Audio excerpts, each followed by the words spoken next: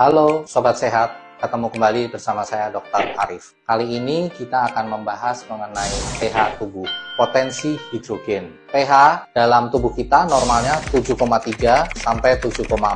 Nah, rentang pH itu antara 1 sampai 14. pH 1 sampai 7 bersifat asam. Apa sih dampak yang terjadi apabila pH tubuh kita itu asam? Pertama, akan berdampak ke dalam sistem pertulangan kita. Artinya, apabila dalam tubuh darahnya bersifat asam, maka kalsium yang ada di tulang akan dilepaskan untuk menetralisir pH dalam tubuh. Sehingga kalau itu terjadi terus-menerus, maka kalsium yang ada dalam tulang akan berkurang. Akibatnya apa? Maka badan kita akan terasa pegal-pegal, terus kemudian nyeri, hingga kalau itu berangsur terus-menerus akan menyebabkan osteoporosis dan gangguan pada persendian. Yang kedua adalah apa yang terjadi pada sistem saraf. Sifat yang asam dalam pH tubuh kita akan menurunkan fungsi dari sel-sel saraf kita. Maka terkadang kita akan mengalami gangguan tidur, itu insomnia, kemudian gangguan dalam memori, mengingat, atau demensia. Yang ketiga adalah akan berdampak ke dalam sistem sirkulasi tubuh kita. pH yang terlalu asam dalam tubuh kita itu akan memudahkan bakteri, virus, dan jamur akan menempel ke dalam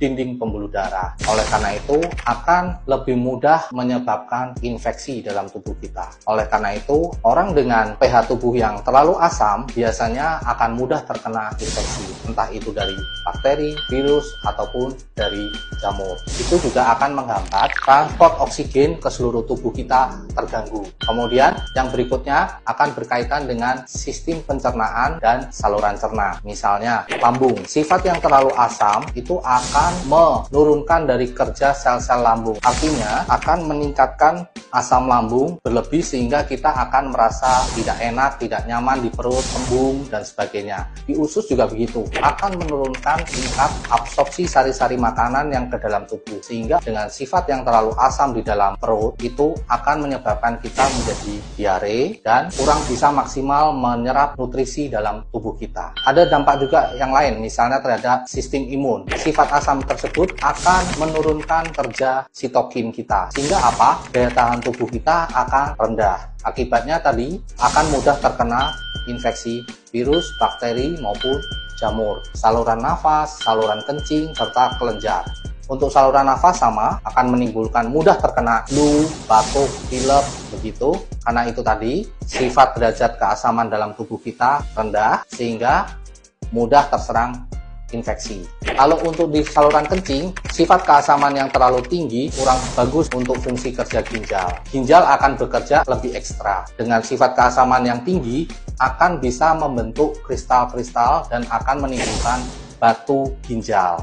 Nah, dan akan menimbulkan infeksi saluran kencing. Oleh karena itu, sebaiknya kita menjaga tubuh kita supaya pH kita dalam keadaan normal. Sekian dari saya, salam sehat. मेरी हर मनमानी बस तुम तक, बातें बचकानी बस तुम तक, मेरी नजर दीवानी बस तुम तक, मेरे सुख दुख आते जाते बस तुम तक, तुम तक, तुम तक सोने, तुम तक, तुम तक, तुम तक सोने।